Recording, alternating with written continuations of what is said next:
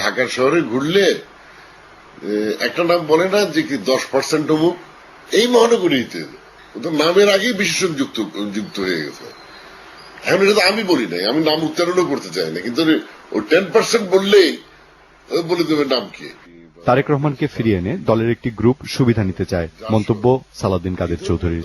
এখানে তারেক রহমানকে ফিরিয়ে আনার জন্য যে একটা ইস্যু করার চেষ্টা হচ্ছে, দেশের তো আরো তারেক রহমানের চেয়ে আরো অনেক গুরুত্বপূর্ণ ব্যাপার রয়ে গেছে।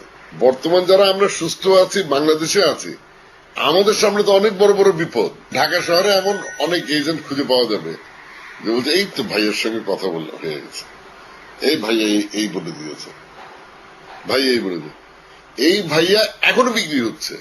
হাওয়া ভবন কোথায় কবে বন্ধ হয়ে গেছে, লন্ডনে চলে গেছে তারেক রহমান, কারোর সঙ্গে একটা টেলিফোন পর্যন্ত ধরে না, নিজের বিচারে কষ্টে আছে।